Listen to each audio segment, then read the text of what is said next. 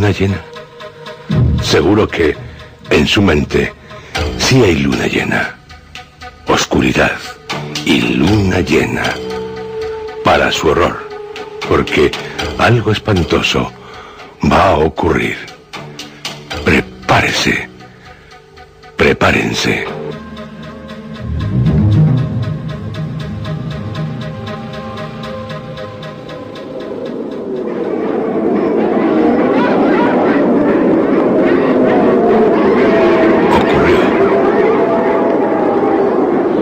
Buenaventura lo habían decapitado tras perseguirlo y lograr acorralarlo en la cumbre de una montaña en una noche de luna llena.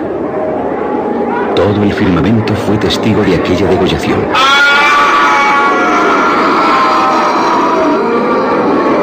Y los vientos llevaron el postrer alarido del acusado hasta los confines del mundo.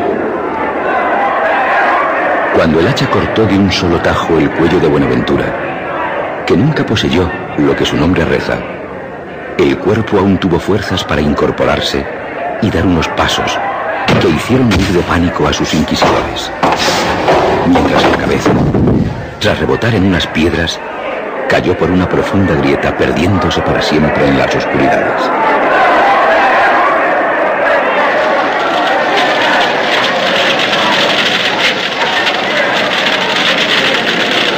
Salidos de su espanto, y temiendo que la cabeza buscara el cuerpo para volver a unirse a él en caso de ser enterrado, decidieron quemarlo para no correr más riesgos. La hoguera, en lo alto de la montaña, fue contemplada desde parajes muy lejanos, a los que es posible llegaran las cenizas de quien había sido sentenciado a ignominiosa muerte.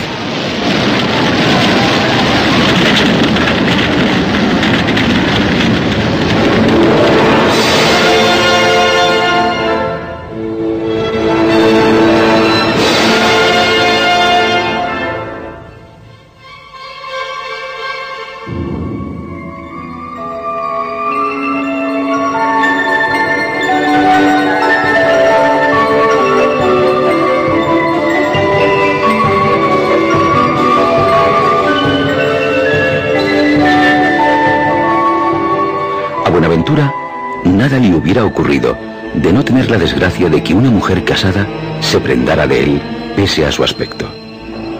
Pero en cuestiones de amor, y máxime cuando es apasionado, ninguna rareza debe extrañar, porque realmente no existe. Sus cejas, muy espesas y oblicuas, se unían en una selva sobre la nariz ancha y aplastada. Las orejas, pequeñas y bajas, se perdían en una voluminosa cabeza que era como un bosque impenetrable, dada su enmarañada espesura. Tenía unas largas y curvas uñas de color rojizo, y el dedo medio de cada mano sobresalía en mucho respecto a los demás.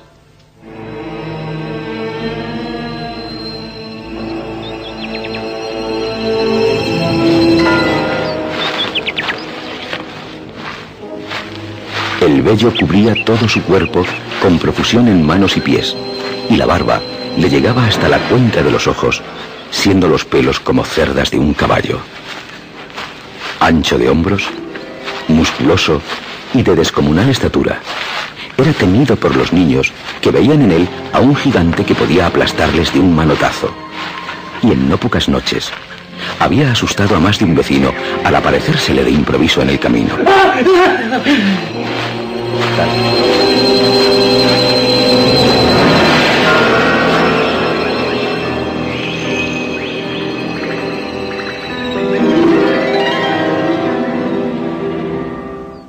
Tal aspecto, que después sería astutamente aprovechado por los que le acusaron, pues no dejaron de relacionarlo con las señales que sirven para distinguir a quien practica la licantropía, le convirtió en un hombre solitario. Podía encontrársele por los parajes más hostiles de las montañas, por los profundos valles o por los salvajes bosques. Dada su fortaleza, decían que había dado muerte en feroz lucha a varios osos, y que las manadas de lobos le rehuían.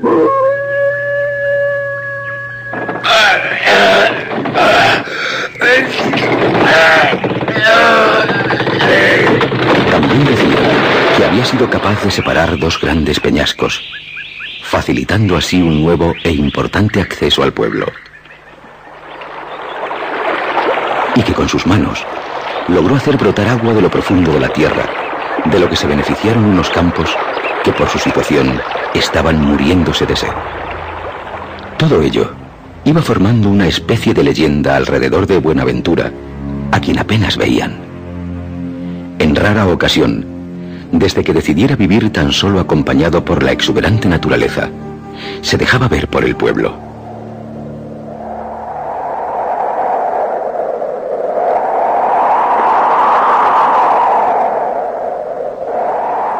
Cada vez más despreocupado por su aspecto, del que se sintiera acomplejado desde que siendo garzón se mirara detenidamente en un espejo, iba adquiriendo unos rasgos primitivos. Pero si bien su fealdad se pronunciaba, sus sentimientos estaban cada vez más alejados de cualquier humana pasión.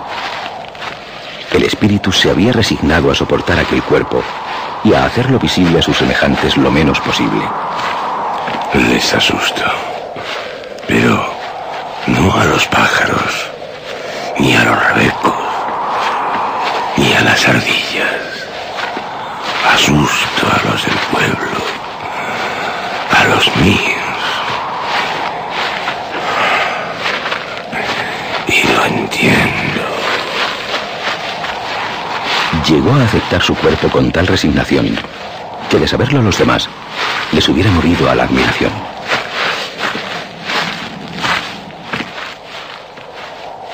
Se conformaba con vagar en libertad como los animales salvajes de aquellas tierras, y su única ambición era lograr la más absoluta soledad a la que consideraba su mejor amiga.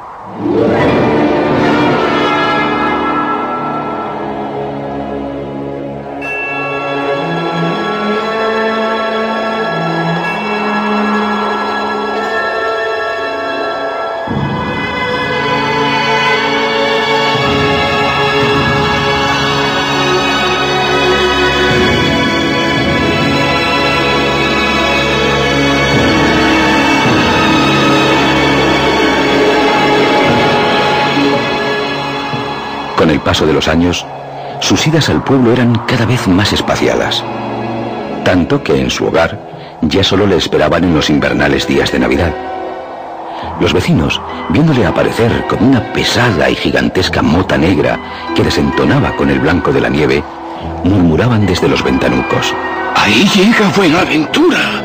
Lo decían en voz baja, notando un escalofrío por todo el cuerpo, unos de pasmo y otros de aturdimiento, porque siempre les confundía a aquel hombre que renunciara a bienes y que ya se les antojaba como un fantasma. Apenas hablaba, y la mayoría de las veces se limitaba a contestar con unos cortos gruñidos que, según la expresión de su rostro, daban a conocer su conformidad o no con las cosas que se trataban. Su padre decía que si era tan parco en palabras, se debía al poco contacto con las personas, hecho que le hiciera ir olvidando la lengua que aprendiera. Aunque procurara disimularlo, andaba a disgusto por la casa. Para él, las habitaciones eran como jaulas, y prefería dormir en el establo, ya que encontraba el suelo tamizado de pajas mucho más confortable que el mejor de los lechos. En la cocina solía estar apartado del fogón. Les dio a entender que despedía demasiado calor para él, habituado a la intemperie.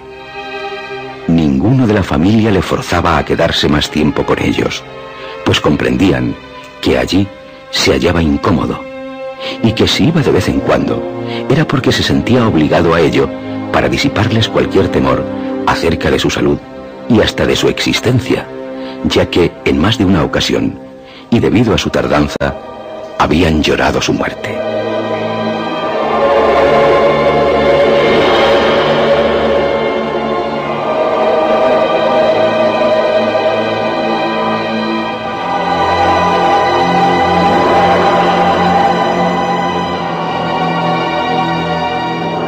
Buenaventura, pese a su aparente rudeza, era cariñoso con aquellos niños que, por ser sus sobrinos y estar familiarizados con su aspecto, no sentían hacia él ningún recelo. Les acariciaba con mucho cuidado, siempre temiendo que la opresión de sus manos fuera demasiado fuerte o brusca, También, cuando les daba un beso, procuraba hacerlo apenas rozando los labios, bien echados hacia afuera para no rozarles con sus barbas.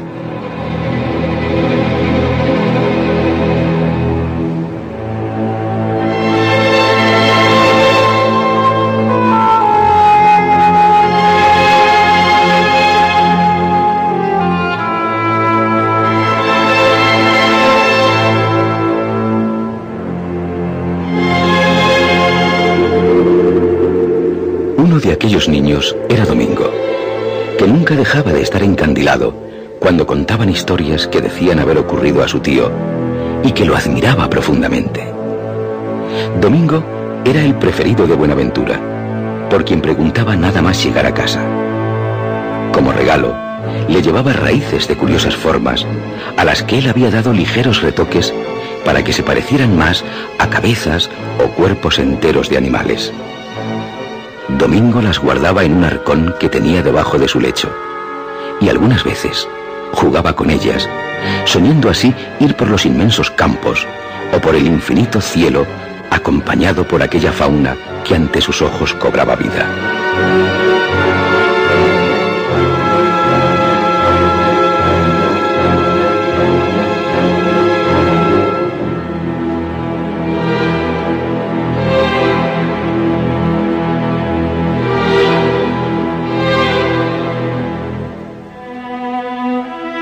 Pero en las últimas Navidades que los fuera a visitar, antes de acontecer el trágico suceso, el regalo fue tan sorprendente que Domingo, de emoción, estuvo varios días con fiebre.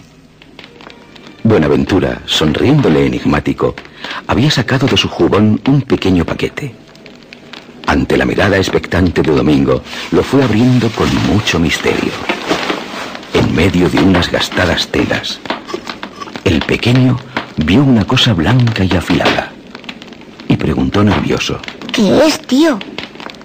El colmillo de un lobo. ¿El colmillo de un lobo? Sí. Aquello era algo que colmaba todos sus deseos, como un sueño imposible de alcanzar. Tomó el colmillo entre sus manos y lo contempló, mudo por la impresión recibida, durante largo rato. Después preguntó a Buenaventura: ¿Mataste tú al lobo? Sí, Domingo. Con estas manos. Era el rey de una manada. Un magnífico ejemplar. Arrogante, astuto, bello y valiente como ninguno. Cuando aullaba, se hacía el silencio en la montaña y los vientos se detenían para escucharle, y la luna descendía para alumbrar más su majestuosa silueta. Un lobo por el que las hembras se enzarzaban en celosas luchas y al que respetaban los demás de tal forma que ninguno nunca tuvo el valor suficiente para intentar arrebatarle el cetro. El rey de los lobos, que yo tuve que matar. No quise hacerlo, no, pero se trataba de mi vida. Llevaba tiempo tras de mí, lo más seguro por considerarme un peligroso intruso en sus dominios. En una noche se me enfrentó en noble lucha, mientras los demás lobos nos miraban desde la oscuridad, brillándole los ojos. El duelo duró mucho tiempo, no sé decirte cuánto, casi hasta las primeras luces de la madrugada. 1000 veces me clavó sus colmillos y sus afiladas uñas, tantas como yo hendía dentelladas mis dientes en sus carnes, pero no el cuchillo por considerarlo ignoble. Cuando al fin quedó tendido a mis pies, una vez que pude romperle el cuello, las vértebras produjeron unos horribles sonidos. No me sentía alegre y sí apesadumbrado. Hubiese querido seguir oyendo todas las noches su aullido, aquel que hacía temblar hasta los osos. La manada no me atacó. Dejaron que me marchara mientras gemían las hembras de dolor y los machos se mostraban sumisos a mis fuerzas. Cuando en un arroyo refresqué mis heridas, vi reflejado en el agua este colmillo que estaba clavado en mi pecho. Domingo, guárdalo siempre y tenlo como amuleto, porque es símbolo de valor. Sí. Cualquiera que lo lleve jamás conocerá el miedo. Domingo, que había escuchado fascinado lo que le relatara Buenaventura, que nunca hilara tantas palabras juntas, le preguntó, todavía sin salir de la excitación en que le sumiera aquella historia. ¿Y ahora eres tú el rey de los lobos? En cierta manera, sí. Domingo se las arregló para hacer un agujero en el colmillo y por él pasó una fina correa. Desde entonces, jamás se lo quitó del cuello. El mero contacto del colmillo del lobo con su pecho siempre le había infundido valor, tal como le dijera su tío.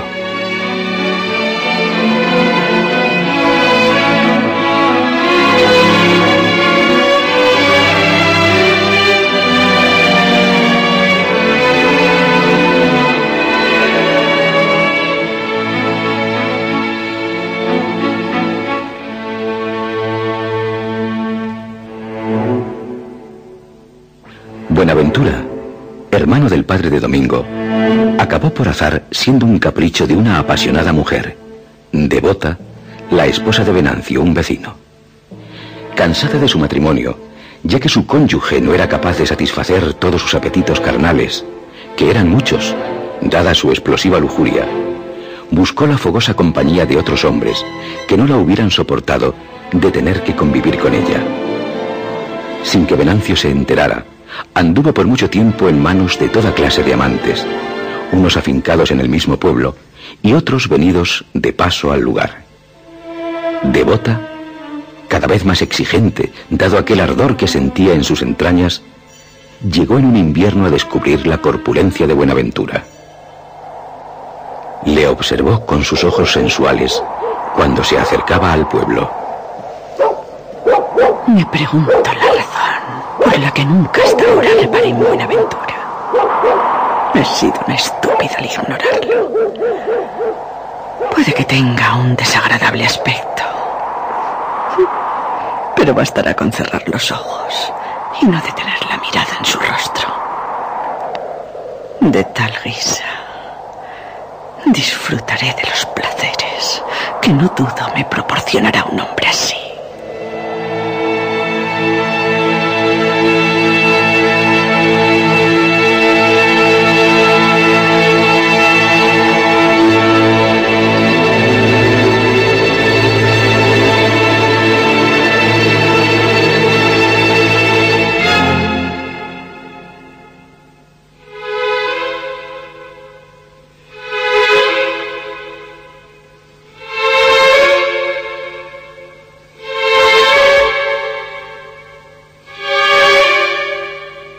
En cuanto los árboles se enmelenaron y los campos se adornaron con flores, Devota no cesó de buscar a Buenaventura.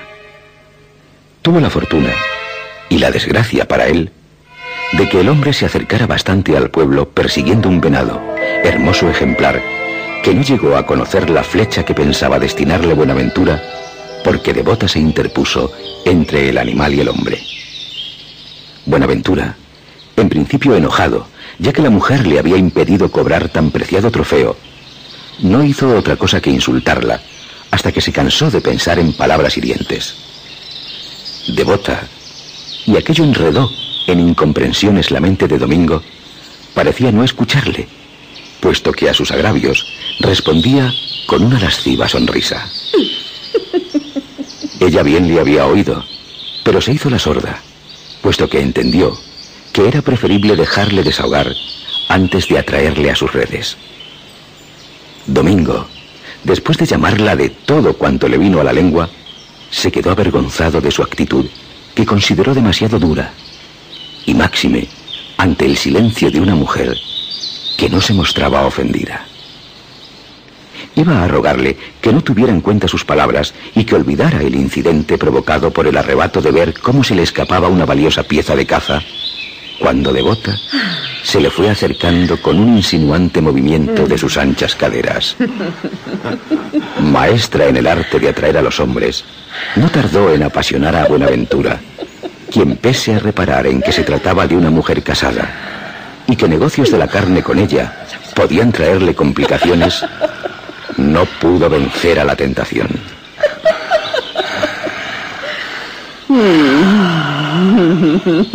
Devota, como una hábil araña, comenzó a tejer a su alrededor una tela de hilos ardorosos que pronto le atenazaron.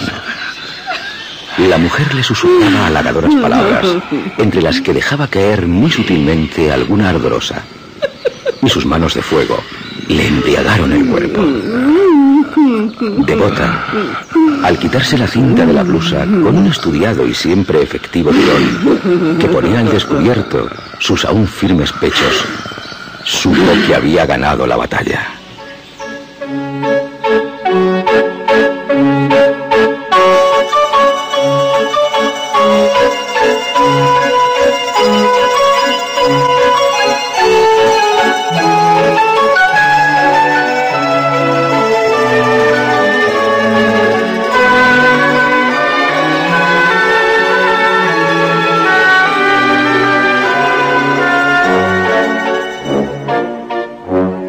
Desde entonces, fueron muchas las veces que Devota se las arregló para verse con Buenaventura. Había encontrado en él un torrente de placer, primitivo y brutal, que no estaba dispuesta a perder. Pero confiada en la suerte que nunca le había traicionado, y a causa de una mal trenzada disculpa, levantó las sospechas de Venancio.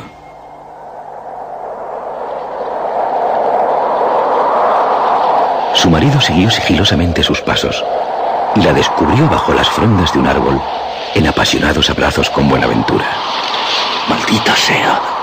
Venancio, que había ido con un trabuco bien cargado, apretó el gatillo, más movido por el deshonor que por los celos. Ninguno de los amantes fue ni tan siquiera ligeramente herido, dada la mala puntería de Venancio, que lo único que logró fue destrozar un nido. Buenaventura pudo salir corriendo y su desnudez se perdió entre eucaliptos. Lo pagarás con tu sangre, lo juro. Si es preciso, te perseguiré hasta el propio infierno. Devota, mujer llena de astucia y nunca dispuesta a perder sus bienes terrenales, aunque para ello tuviera que sacrificar al mejor de sus amantes, al pronto se ingenió una historia que condenaría a muerte a Buenaventura. ¿Y tú, víbora?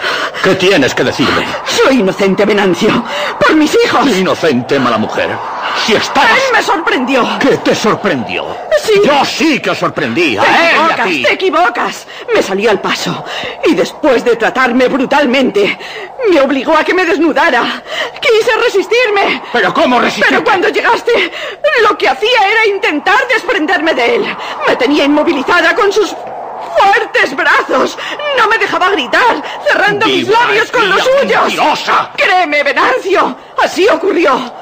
Oh, gracias a Dios que viniste. Ay, gracias a Dios, querido mío. Oh, tal vez me hubiera matado. Venancio, hombre de poco espíritu, con el único afán de salvar su honra y de no aparecer ante los demás como un solemne cornudo, cosa que ya era desde hacía años a los ojos de muchos, prefirió creer a Devota y le prometió que él castigaría al culpable.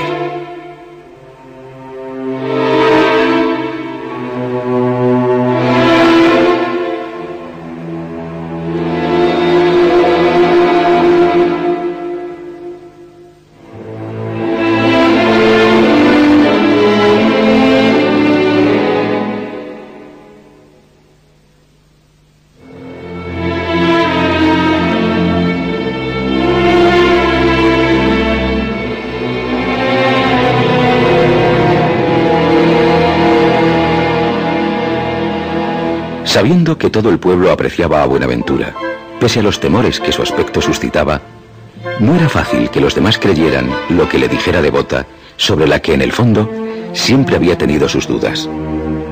Durante mucho tiempo estuvo pensando la manera de presentar ante los del pueblo a Buenaventura como un ser que, de vivir tanto en solitario, se había convertido en un salvaje capaz de llevar a cabo las más horribles tropelías. Devota se vería obligada a relatar los hechos, y Venancio dudaba de que aquello diera resultado. Pero un acontecimiento le dio una idea que consideró perfecta para sus planes. ¿Qué ocurre? Sí es... ¡Oh! Y trae a su hija en brazos y a la niña le cuelga la cabeza. ¡Dios mío!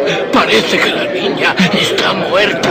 Mi hija está muerta, atacada por un lobo. Señor, mirad sus heridas. ¿Por qué esta desgracia? Mi hija está muerta.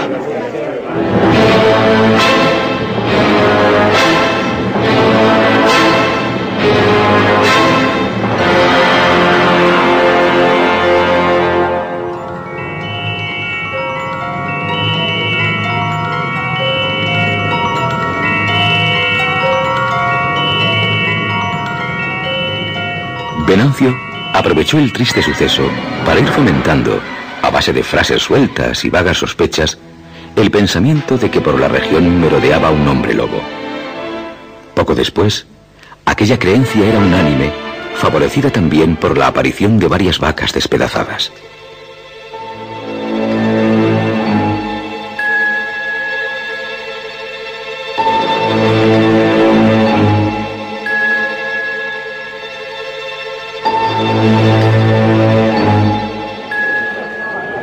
Venancio, cuando ya los ánimos estaban caldeados, también los de Buenaventura, ajenos a lo que él tramaba, compró el alma de un pastor. Y este llegó un día al pueblo diciendo: Con mis propios ojos, sí. Con mis propios ojos he visto algo horrible. Horrible. He visto a Buenaventura metamorfosearse en lobo. Aquellas palabras levantaron una oleada de estupefacción, y aparte de los padres y hermanos de Buenaventura, todo el pueblo exigió al pastor buenas pruebas de lo que decía, ya que, en caso de no tenerlas, sería enterrado en vida como castigo a tan ignominiosa calumnia. ¡Habla, pastor! Sí, que hable. Después comprobaremos lo que diga. De ser cierto por mi hija, seré el primero. Vaya, y escuchemos al pastor. En cosas así tenemos que ser como el santo Tomás, que dio pruebas de no ser el más creyente, pero tal vez el más juicioso, porque en aquella época también había embaucadores dispuestos a aprovechar cualquier ocasión que les fuera propicia para sacar fruto de ella. Los del pueblo siguieron el consejo del cura, aunque... Habla, pastor, y reza por tu alma. Pero antes de hacerlo, piénsalo bien, porque como digas mentiras, serás enterrado sin darte muerte en esta fosa que ya te estoy cavando, como hermano que soy de Buenaventura. Fui tras Buenaventura hasta la cima de aquella montaña, la de Cara de Puerco. Allí es donde, bien sabéis, se reúnen los lobos para jurar al diablo servirle y ser instrumento suyo para hacer mal a cuantos adoran a Dios. En tan horrible lugar, siempre con desperdicios de animales y de hombres, vi a Buenaventura transformarse en lobo. Fue algo que me heló la sangre. ¡Mientes! Lo juro. ¿Qué hizo, pastor? ¿Qué hizo? Llegada la medianoche, trazó en el suelo 2 círculos mágicos. El exterior tendría unos 7 pies de diámetro y unos 3 el inferior.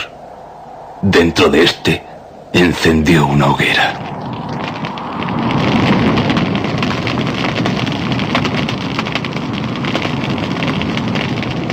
Sobre la hoguera puso a hervir un caldero.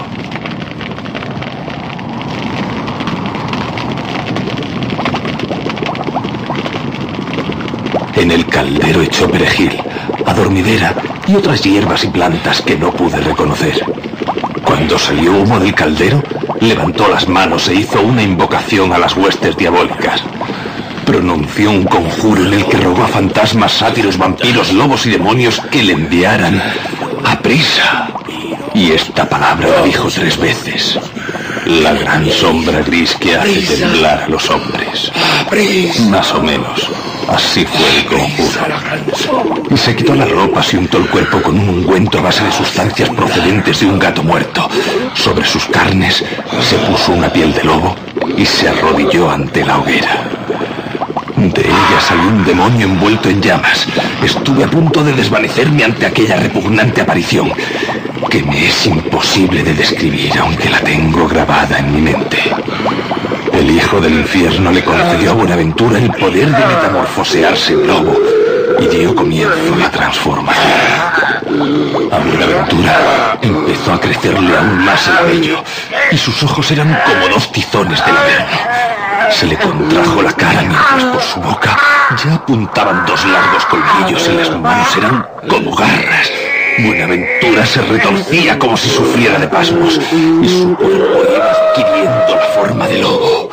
Y aulló de tal manera que creí morir del susto.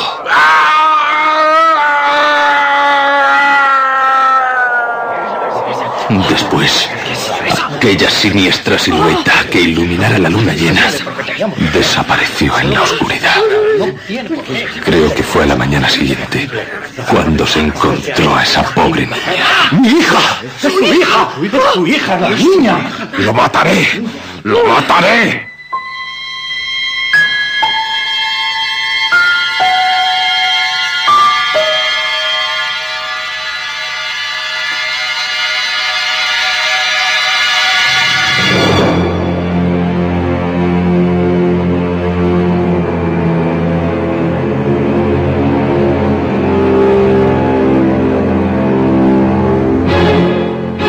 Todos quedaron profundamente impresionados. Y una mayoría ya daba por cierto lo dicho acerca de Buenaventura, pues eran simples en sus conclusiones y sobre todo cuando se lograba pasmarles. Pero ninguno quedó tan impresionado como el padre de Buenaventura, que no podía ni tan siquiera imaginarse a su hijo transformado en feroz lobo, capaz de las mayores barbaridades. Los hermanos de Buenaventura asediaron a preguntas al pastor, que cada vez que hablaba dejaba más constancia de la veracidad de su relato. Tanto andar en solitario. Los hombres deben estar unidos. De lo contrario pasan estas cosas. Alguien le hizo beber el veneno de la violencia. Tal vez el propio diablo que acabó adueñándose de él. Oh, Dios perdone a Buenaventura, que no es culpa suya. Perdió la cordura en las montañas. Pero de ser cierto, hay que matarlo, en beneficio de todos. Recordar lo que me hizo. Dios mío. Antes de nada, para no cometer un grave e irreparable error, hay que comprobar la veracidad de lo dicho por el pastor. Tal vez haya sufrido una alucinación y estemos condenando de antemano a un inocente. Debemos ir a la cima de la montaña y saber qué hay de cierto en todo esto. Si es tal como el pastor nos ha dicho, allí tiene Buenaventura su refugio para protegernos de él en caso de que efectivamente tenga el diabólico poder de convertirse en lobo. Llevar en vuestros jubones ceniza, centeno y muérdago. Ahuyenta a los hombres lobo. Hablo también en nombre de mi padre. Sé que mi hermano, que nunca tuvo torcidas intenciones, estando en sus cabales jamás desearía convertirse en lobo, y menos para hacer daño a nadie. Pero si, pese a todo, efectivamente es un hombre lobo, entonces yo seré el primero en deciros que pongáis fin a su vida, porque así liberaremos su alma de tal horror. Por el contrario, si todo es debido a una monstruosa difamación, caiga sobre el acusador la más terrible de las maldiciones.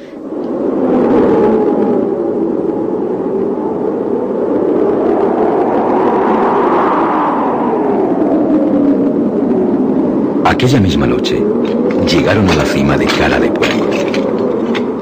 Como si la fatalidad no pensara dejar de cebarse en Buenaventura, este se hallaba sentado ante una hoguera y cubría su cuerpo con una piel de lobo, la de aquel rey de la manada, que usaba para contrarrestar la humedad de la noche. No hay duda. Es un hombre lobo. Maldito sea. Con cuidado. Buenaventura contemplaba serenamente la luna llena, astro por el que siempre se sintiera intrigado, porque había oído decir que en él moraban las almas que todavía no se redimieran de todos sus pecados.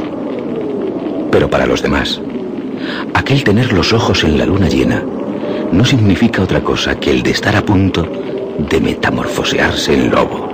¡Ahora! ¡A por él! Se abalanzaron sobre él, pero aunque sorprendido por tal ataque y sin comprender el motivo de la furia de aquellos hombres, aunque enseguida lo relacionó con sus amoríos con Devota al ver entre ellos a Venancio, se desembarazó de quienes le apresaban y trepó a los últimos peñascos de la cima. ¡No le dejéis escapar! ¡Quiero hablar con él! ¡Es que no te basta con lo que has visto! Su padre y sus hermanos, que no tuvieron oportunidad de interrogarle, ya que los demás, presas de pánico porque pudiera convertirse en lobo, solo pensaban en darle muerte, se quedaron rezando junto con el cura al lado de la hoguera. Poco después, en cuanto los perseguidores ascendieron por aquellos agrestes peñascos, oyeron el postrer alarido de Buenaventura, que moría siendo hombre inocente, con el único pecado de no haberse convertido en lobo, animal que ante sus ojos, cuando fue reducido y el hacha estaba a punto de cercenar su cuello, vio reflejado en el rostro de aquellos que fueron sus verdugos.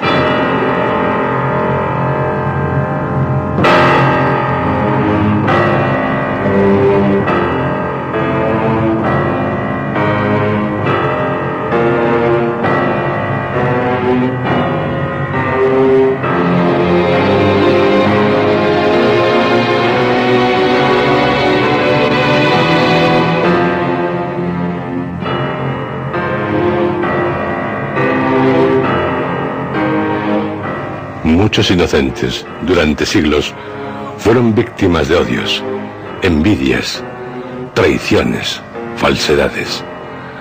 Acusados, sin serlo, de brujas, vampiros, magos, hombres lobo. Ay de aquel que alguien lo acusara de servir al diablo.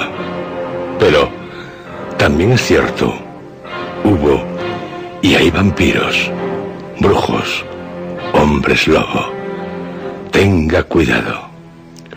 Como dice el Sidi Vigra.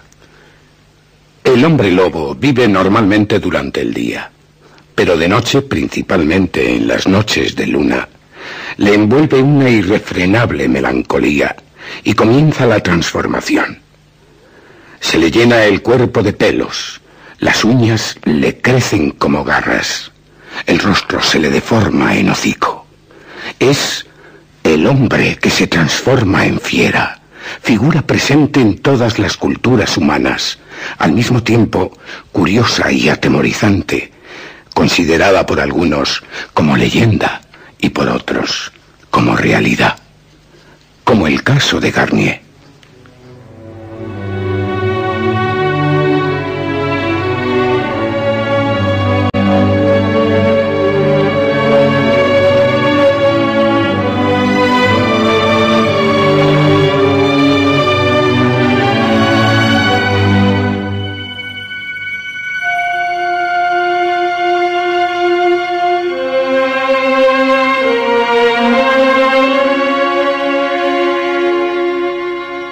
Gilles Garnier, puede que el más famoso de cuantos hombres lobo ha habido, era vecino de Dole, localidad francesa cercana a Dijon, en la región del Franco Condado.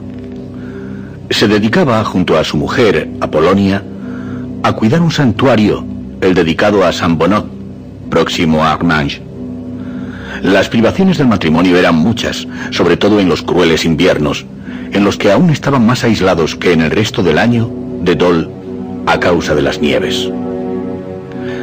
Pero en principio nadie pensó en él cuando la región en 1573 comenzó a ser devastada por un hombre lobo.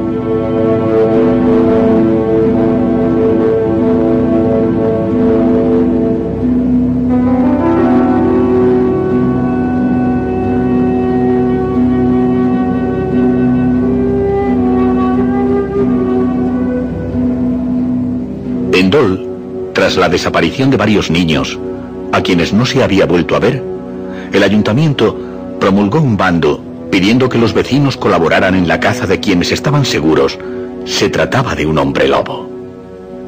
En tal bando, entre otras cosas, se decía: este municipio, a fin de evitar mayores peligros, ha decidido permitir a cuantos transiten por esos y otros lugares o habiten en ellos el uso de armas como picas, alabardas, arcabuces y palos para perseguir y apresar al mencionado hombre lobo allí donde lo encuentren, donde podrán atarlo y darle muerte sin incurrir por ello en delito punible.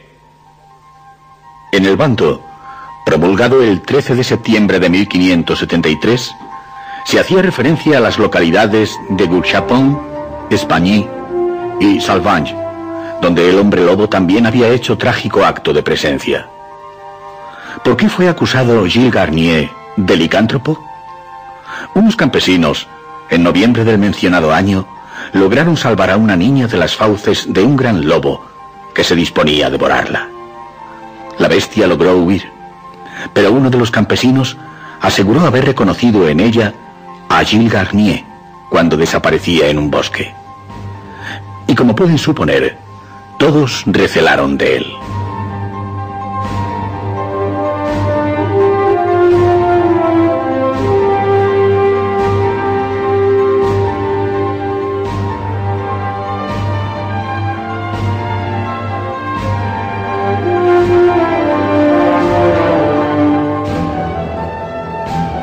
Antes de lo relatado, cuando faltaban tan solo unos días para la fiesta de Todos los Santos, había devorado a una niña de 12 años.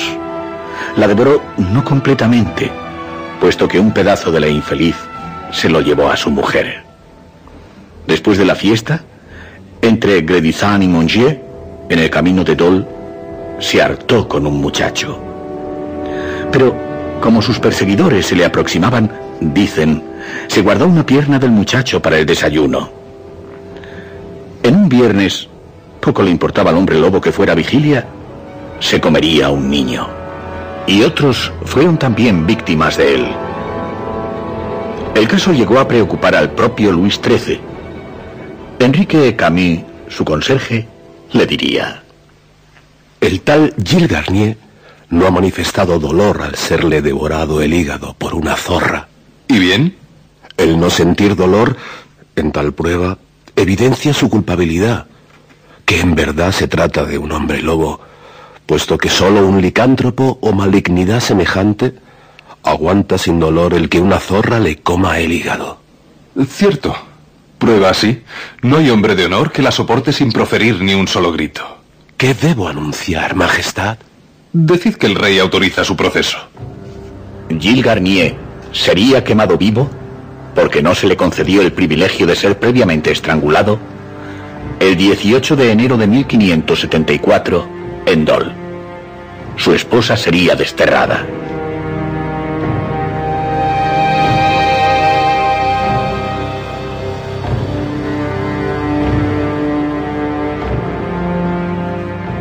Sí, pasan los siglos y siguen los hombres lobo en busca de víctimas a las que devorar. Famoso también es el caso de licantropía de Jean Grenier a principios del siglo XVII. Grenier tenía 13 años, otros dicen que 15, cuando fue juzgado por el asesinato de varios niños, salvándose de la hoguera al ser escuchada la opinión de los médicos que consideraron se trataba en realidad de alguien que era víctima de una locura alucinatoria, la licantropía. Sería encarcelado a perpetuidad en el monasterio franciscano de Burdeos, a poco de cumplir los 20 años.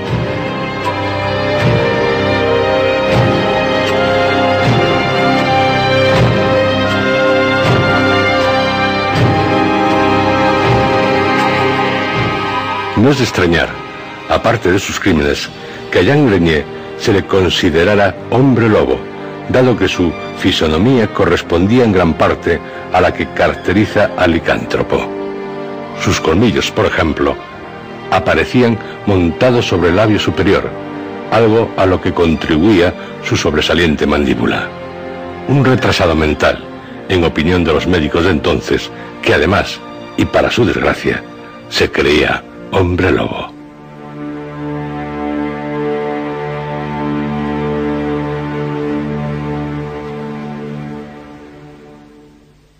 Declaró Jean Grenier: en el bosque, hace unos 2 años, me encontré con el diablo, con quien hice un pacto, dándome él una piel de lobo, con la que me convierto en hombre lobo. Y como hombre lobo, he dado muerte a varios niños, a los que devoré. He vagado por las noches, desde que hice el pacto con el diablo, como un hombre lobo. Llegó a confesar hasta haber entrado en una casa para llevarse a un bebé de su cuna. La verdad es que Jean Grenier se delataba a sí mismo. En una ocasión, espantó a unas niñas diciéndoles que, en cuanto llegara la noche, se metamorfosearía en hombre lobo y que, como tal, las buscaría para matarlas y devorarlas.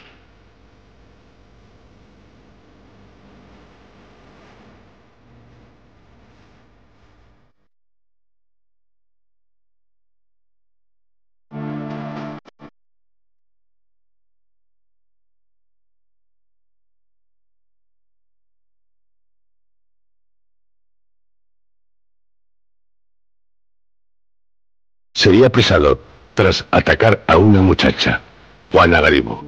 Ella, de noche, había salido de su casa a comprobar si todas las ovejas estaban en el establo. Y, amenazador, se le apareció Jean Grenier, que aterrada confundió con un lobo. Pero, en cuanto supo quién era realmente su agresor, no dudó en propinarle unos buenos golpes con el cayado, haciéndole huir.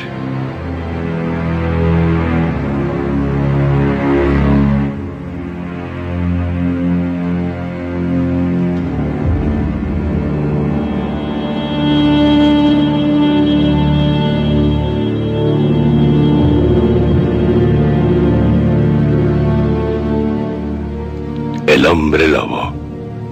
Leyenda, realidad. Por si acaso, esté alerta. Ah, y antes de que se me olvide, el colmillo de Buenaventura cuelga ahora sobre mi pecho.